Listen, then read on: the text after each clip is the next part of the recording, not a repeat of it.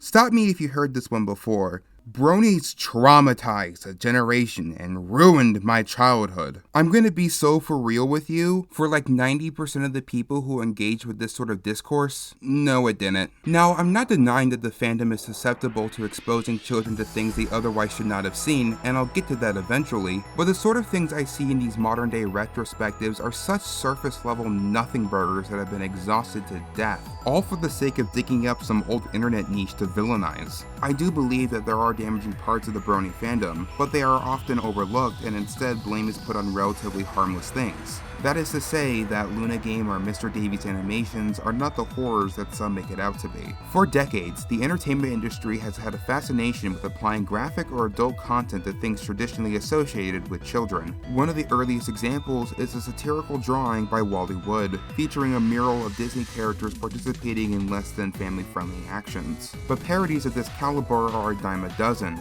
Think of Robot Chicken, for example. One of the most successful shows on Adult Swim focuses on crude and adult parodies of mainly children's properties like Transformers, Mario, and more. But the ballpark changed come the age of the internet. Before, on traditional entertainment platforms, there would be barriers of entry for children, warnings, or strategically airing programs like This Late at Night, all to make sure they don't see something potentially damaging. But on the internet, it's the Wild West. You could be scrolling for cool pictures of Sonic the Hedgehog before finding a Sonic X Shadow Mpreg comic. Yes, this exact thing happened to me as a child. Back then, the idea of holding yourself responsible was a relatively foreign concept, as the internet was seen as a platform to prevent artistic restrictions. So let's say a child, who's interested in this newfangled My Little Pony cartoon, goes to YouTube to watch videos about MLP, and finds this little video called Smile HD. A seemingly innocuous video that is just a high quality animation accompanied by a remix of the show's Smile song. To say this is no ordinary picnic would be putting it lightly. This is one of the first viral successes of the fandom, spilling into conventional internet entertainment. I mean, why wouldn't it? To an average observer, this could be a clip from the show, so seeing this strong violent imagery is not only a shock, but kind of hilarious. However, there might be a lump sum of you worried about a child that might see this, if it could possibly deeply disturb them or even have them develop a fascination for gore. Which, let me say this, watching this isn't going to develop any serial killers or make them social recluses. If you don't know, most grade school children have a fascination with violence, even making it a part of their play. Guns, war, blood and guts, the whole 9 yards for both boys and girls. At this point, children are able to see violence and be able to determine what is fake and real.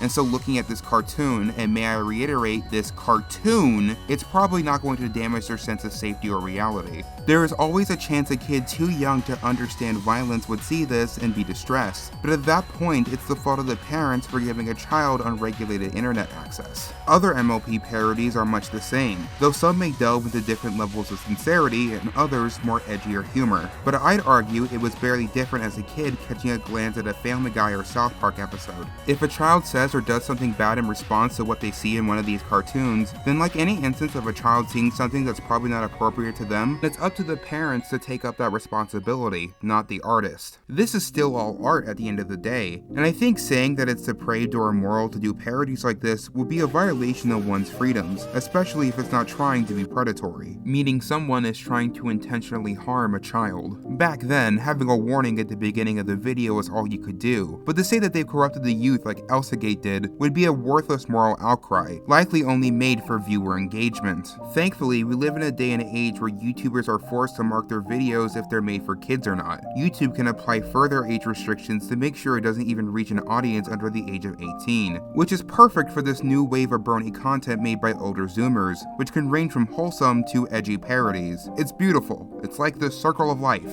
However, I can't end this video with a nice little bow. Not everything is hunky-dory in Ponyville. The brony fandom still had pitfalls. Pitfalls I don't see too often talked about in these awful clickbaity videos. Strap yourselves in, folks, because it's time to talk about something most bronies haven't had. Sex. Now, I'm not here to talk about the minutiae of pornography in society. No.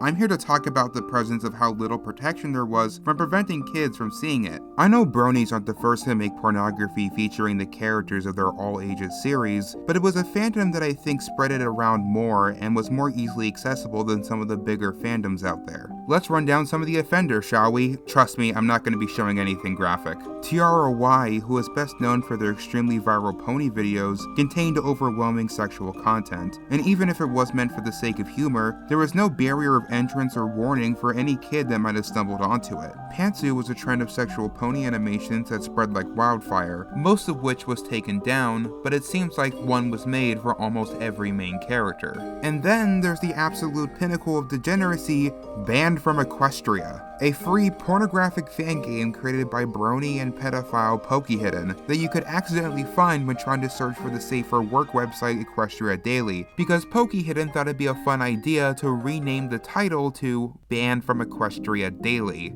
I'm tired, boss. This issue extended even beyond just internet circles. If you went to a brony convention, there was a chance that you could find, while not explicit, still sexy pinups of the characters on body pillows. I'm not here to cast judgment. I am just here doing a retrospective on how accessible and not hidden this was. Sexual content, even fictionalized, is way more damaging on the mind of a child than violence, as it takes us way longer to gain an understanding of sexuality. Thankfully, the modern day fandom has gotten much better at this. Between social media having new systems to better filter NSFW content, as well as suggestive artwork being hidden behind black current events and vendor halls, we're doing a much better job at protecting children from things they shouldn't see. You know what? I lied. I am going to end this video with a nice little bow. I'm going to spend my time talking about my favorite mature parodies of My Little Pony that I think are exemplary of this concept. Of course, let me get the big one out of the way, Tamers. His crude and edgy sense of humor creates an unexpected darling of a series that is so endlessly quotable that I can imagine it will go down as an all-time fandom classic like Friendship is Witchcraft. He even surprisingly develops multiple sincere plot lines interspersed between his lowbrow comedy. But if you want a more in-depth deconstruction of Tamers' content, I recommend watching the video by Land Rover Gaming that is all about his channel and its impact on the fandom. A certain pony you're all familiar with might be in it, hee hee hee. I'm sure you all remember Rainbow Dash Presents in the Mentally Advanced series by Dawn Somewhere. Well, they're back as they've been making new casual pony uploads. It's a real treat, especially for old head fans like me. If you're fully in the MLP brain rot like me, may I suggest the TikTok series Friendship is Ruined by Crook Beetles, who has this incredibly expressive and sometimes surreal art style that makes basically higher quality versions of those characters as Vine videos from back in the day. If you're looking for something to scratch that Friendship is Witchcraft itch, may I recommend the dubs made by Scooter Tricks. They are hilarious. I quote these all the time, and I'm glad that G1 is getting stronger representation in fan content. And do you think I end this video without talking about the incredible Queen of Misfits album by Violet Pony? I've gushed about this album before, and I may do a full review, but this is a genuine masterpiece that encompasses everything I love about the character Trixie. I also recommend her new album Monarch of Monsters. It's not pony related, but I consider this to be her magnum opus. But fair warning, it is really intense and deals with some heavy subjects. All of these artists are going to be linked in the description below. I really recommend checking all of these out, assuming you are mature enough for some of the more intense ones. Let me know what your favorite My Little Pony parody is in the comments below. What impact did it have on you? Positive? Negative? I'd love to hear it. That's all I have for today. I've been May, and I'll see you next time.